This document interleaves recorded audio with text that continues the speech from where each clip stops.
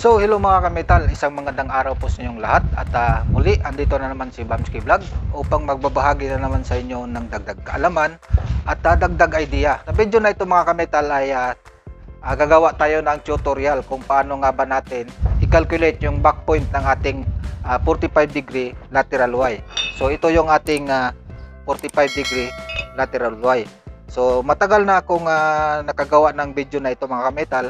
So tingnan nyo lang kung paano natin ginawa itong ating 45 degree lateral Y. So hindi ko lang nagawa ng video kung paano nga kuhanin yung kanyang back point. Okay? Meron kasing nagtatanong sa atin ito, si Ma'am Janet Gornes. So ito yung mga katanungan niya mga kametal. Sir, kung paano i-calculate yung haba ng lateral magmula sa header at yung center line back point ng branch to header. So yan yung mga katanungan ni Ma'am Janet Gornes. So shout out sa inyo dyan, ma'am. Okay, so video na ito, hindi lang 45 degree yung ating ituturo sa inyo. Ituturo na rin natin sa inyo kung paano i-calculate yung ating back point sa kahit anong degree na gagawa tayo ng lateral Y. Kasi yung ating lateral Y mga kametal, hindi lang 45 degree yan. Meron ding ibang degree. Merong 450 degree, meron din siyang 60 degree. Yan. Depende yan sa sitwasyon kung ano yung ating gagawin. Meron ding 30 degree. Yan. Pero kadalasan naman yung ginagawa is 45 degree talaga yung lateral. So para mas maganda, para kumpleto yung ating paggawa ng video na ito, tuturo na rin natin sa inyo kung paano i-calculate yung ating kahit anong degree ng ating lateral Y. So yung back point, yung ating tinutukoy. Okay? So bago natin simulan yan mga kametal, kung baguhan ka pa lang dito sa aking YouTube channel, ay huwag kalimutan pindutin yung ating subscribe at i-like at i-click nyo na rin yung ating notification bell para ma-update po kayo lagi sa ating mga susunod pang mga videos ni upload. Okay? So let's go mga kametal, simulan na natin. So ito na nga guys yung ating halimbawa na lateral Y. Okay, so ito yung ating tinatawag na pipe lateral Y. Usually ginagamit itong ating lateral sa mga drain purposes. Marami kasing nagtatanong sa akin kung paano i-calculate yung ating back point ng ating lateral. Yung ating pagbubutas ng ating lateral, halimbawa, so ano muna natin to, set aside muna natin ating example. So magdodraw ako ng isang header. Yan. So header natin to. So halimbawa mayroon tayong plans dito. Yan. Tapos doon sa ating drawing, halimbawa dito sa simula sa ating plans, sa dulo ng kanyang plans, halimbawa mayroon tayong 500. At dito yung kanyang markings simula sa ating dulo ng ating plans, sa face ng ating plans. So 500. Halimbawa ito yung ating header na 8 inches. Okay? So yung ating 8 inches, yung radius niyan is, yung outside diameter niyan is 219.1 mm. So yung half OD naman niya, yung tinatawag nating radius is 109. 109.55. Ito yung half OD niya. Half OD. Okay? So ito yung kalahati ng ating 8 inches. So halimbawa magkabit tayo ng branch na 4 inches. So yung ating 4 inches, yung outside diameter niyan is 114.3 mm. Yung ating half OD naman is 57.15. So mm yung ating ginamit dyan. Okay, so ito yung ating 4 inches na branch. Ito naman yung ating header. Okay, so sa pagkabit natin dyan mga kametal, kung nagsukat tayo dito, yung ating sukat na sinusunod is 500. So hindi pa dito yung ating butas. So halimbawa simula rito, yung halimbawa ito na yung ating plants, dito bunganga ng ating plants. So 500, dito yung kanyang 500. So hindi pa tayo diyan magbubutas. Kung gagawa tayo ng 45 degree lateral Y, kung ano yung radius nito, halimbawa yung kalahati ng ating 8 inches, half O din niya is 109. So mag plus din tayo ng 109 dito. Okay, so bali ito na yung ating sentro ng ating butas. Yan na yung ating sentro ng ating butas. Kasi mga kametal, yung ating flow ng ating lateral Y, hindi yan nakatumbok dito sa ibabaw, bali dito siya sa sentro ng ating tubo. Halimbawa, ito yung ating sentro. Yan. I-wrap around nyo lang para mayroon kayong reference. Bali, yan yung ating sentro na yan. Tapos nag-plus tayo ng half O din itong ating pipe. Halimbawa dito, yung ating plus natin dyan, kasi 45 degree. Yung ating 45 degree, dito yan nakatumbok sa ating sentro ng ating pipe. Hindi dito. Okay? So, ngayon, nag-plus tayo ng radius, kung anong radius ng ating pipe dito. So yung ating branch na 4 inches, halimbawa ito na yung ating sentro ng ating pipe. Nakasentro siya dyan dito sa ating sentro din ng ating header. So ito yung kanyang sentro. Yan.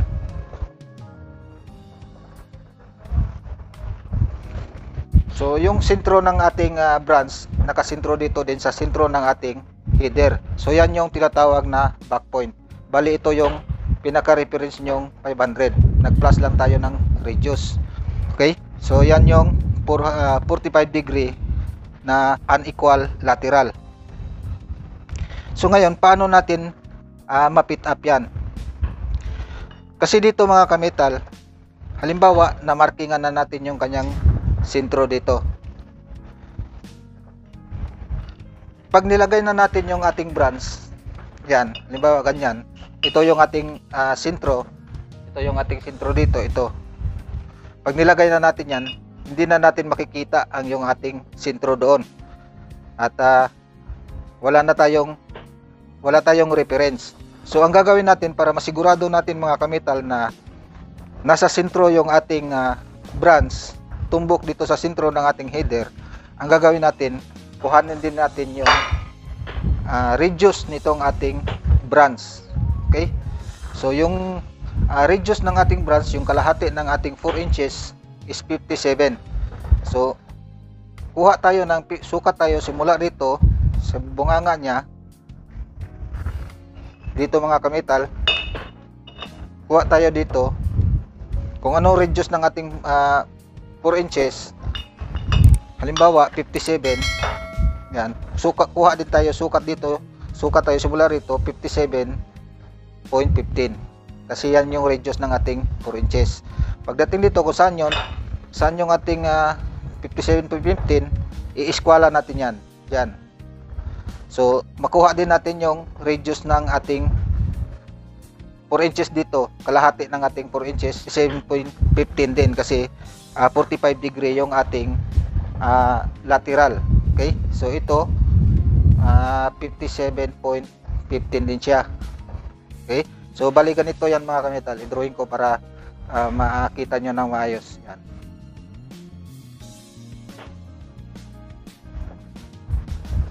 Yan, bali naka-triangle siya. Pagdating dito naka 90 yan siya mga kametal.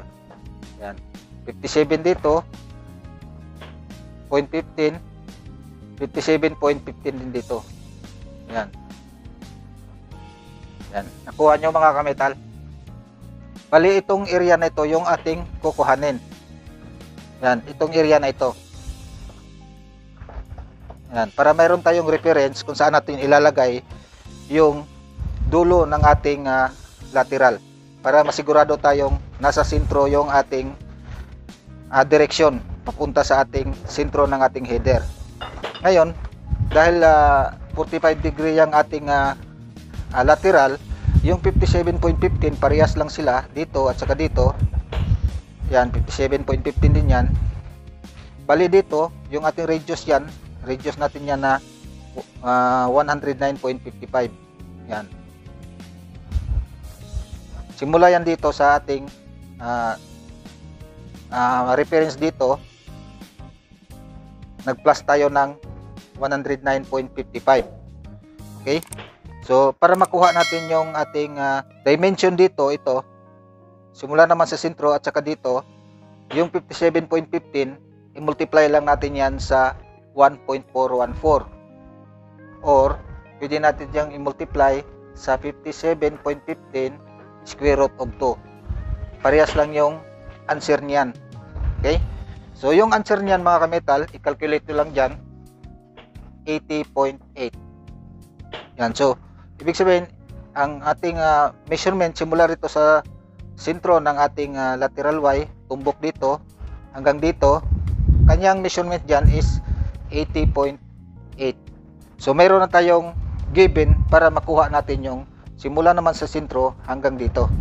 Simula naman dito sa ating reference hanggang dito. Okay? So, para makuha natin yan, dahil 80.8 yan, yung ating 109.55, i-minus lang natin yan sa 80.8. Okay? So, kunin nyo lang yung calculator nyo mga kametal para masundan ninyo yung ating pag-calculate. Okay? So, 109.55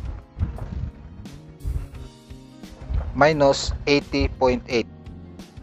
So, 28.75. So, ibig sabihin, simula dito sa ating reference, sukat lang tayo ng 28.75. Yan. Halimbawa, ito mga kametal. Ito yung ating reference. Sukat tayo ng 28.75. Halimbawa, dito. Dito na natin ngayon ilalagay yung ating branch. Diyan na, nakatumbok na siya dyan. Naka-align siya dyan.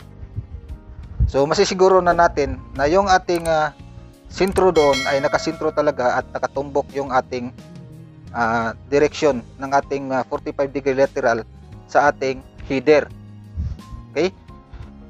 So, ngayon mga kametal, itong 80.8, kung i-times 2 natin yan mga kametal, halimbawa, ito, kalahari lang yan dito yan sa ating butas ng ating header, butas ng ating branch. Kung i-times 2 natin yung mga kametal, 80.8 times 2, magiging 161.6 mm. So yan ngayon yung kabuuang sukat nitong ating butas ng ating branch. So malalaman nyo na nakasentro yung ating butas doon. Tumbok dito sa ating center naman sa ating heater. Okay? So ganyan yun mga kametal. So mayroong nagtatanong, paano naman kung equal? So 8 inches dito, 8 inches din yung ating branch. So ang ating calculation dyan mga kametal, parehas lang, 45 degree. Okay, so halimbawa, erase ko muna ito mga kametal.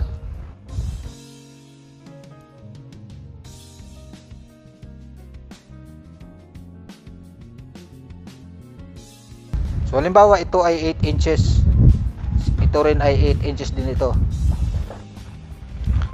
So parehas lang yung ating computation yan mga kametal. Kuha din tayo ng radius dyan. Kuha tayo ng radius. Bali dito lang siya nagka-diferensya sa ating reference dahil sumubra siya dito sa ating reference line. Doon naman sa ating 4 inches na branch, hanggang dito lang siya. Hindi siya sumubra. So sa ganyang paraan mga kametal, parehas pa rin yung ating computation. Kuha pa rin tayo ng radius dyan. Halimbawa, 109 yung ating radius. Ito yung ating tumbok ng ating sentro ng ating branch, tumbok dito. Yan. So ngayon, dito naman para makuha natin yung kanyang reference naman dito para kung saan natin parehas kanina yung ginawa natin, kung saan natin itumbok yung ating dulo ng ating lateral. Dito, ganito rin. So kuha tayo dahil 45 degree naman yung ating ginawa. Dito is 109.55, parehas sila na equilateral sila. Dito naman is 109 din dito. Yan. Dahil 45 degree yan. Kung hindi naman 45 degree yan, hindi sila magkaparehas. Okay? So ngayon, ito dito is simula rito sa reference natin is 109.55 din yan. Okay? So parehas sila. So ngayon, para makuha natin yung kung ilan yung lumagpas dito, para makuha natin yung ating guide, so kuhanin natin yung kanyang measurement dito at saka dito. Okay? So gaya ng ating kinalculate kanina, yung 109 natin 0.55 square root of 2 lang.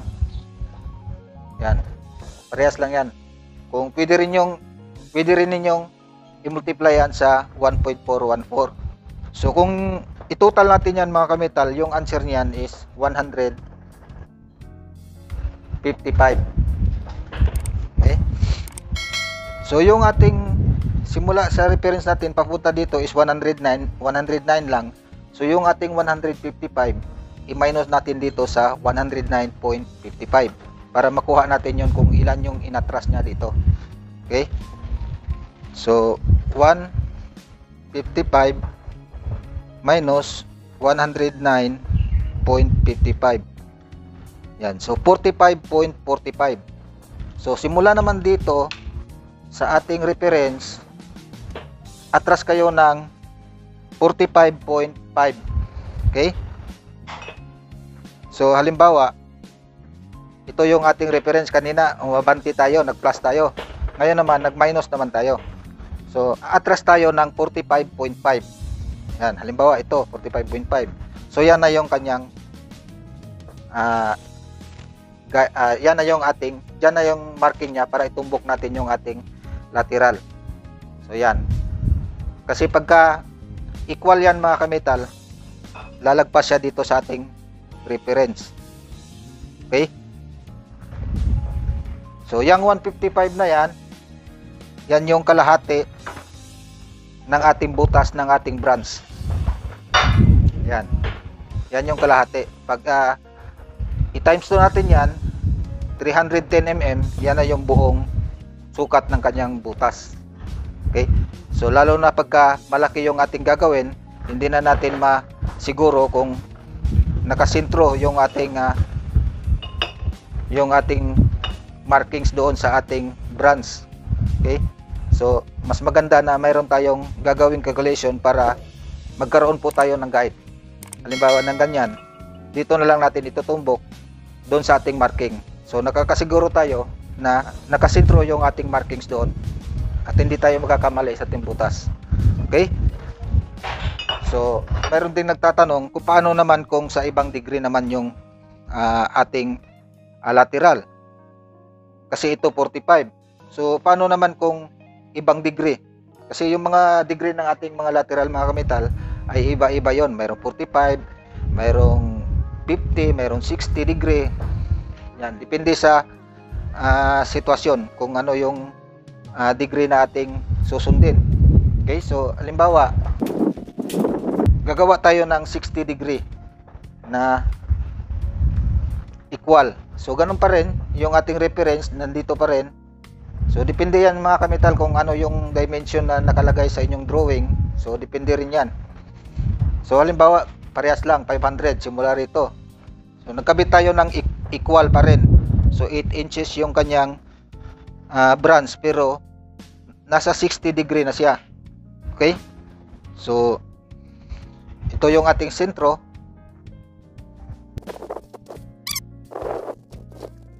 So yan na yung 60. Kaya yung 60 degree kasi medyo patayo na siya. Yan yung ating 45. Yan yung ating 45. Pero kung mag 60 degree yan, medyo gaganyan na siya. Yan. 30 degree na lang ang kulang para mag 90. So 60 degree natin, ganyan na. So yan yung 45 natin. Okay? So sa 60 degree natin, paano magkuha ng back point? So ganun pa rin yung ating header natin is 8 inches. branch natin is 8 inches din. So 109 yung ating radius ng ating header, half din natin. So ganito lang yan mga kamital para makuha natin yung back point. Yung 109 natin na radius 0.55, i-divide lang natin yan sa tan of 60 degree. Kung ano yung degree yung gusto ninyo sa lateral ninyo, halimbawa 30, so 30 din yung ilagay nyo. So ang gagawin natin ngayon is 60 degree yung ating gagawing example. So pag equals natin yan 63.2, yan yung ating back point. Okay, yan, divide tayo mga kamital, hindi tayo multiply. So simula dito sa ating reference, abante tayo ng 63.2, yan na yung ating 60 degree. Okay, 63, yan, simula sa reference natin is 63.2. yan, sintro yan, nakatumbok yung ating sintro ng ating branch. So dito naman, para makuha natin yung ating reference, kunin din natin yung radius natin dyan, 109.55, kasi equal yan, 8 inches din yung ating branch. Kung sa 4 inches naman, kunin nyo din yung kanyang radius. So dito naman, dahil 60 degree yung ating lateral, so hindi parehas yan. Kung sa 45, parehas yan sila. So parehas pa rin yung ating pag-calculate. Yung ating 109.55, divide pa rin natin sa tan 60.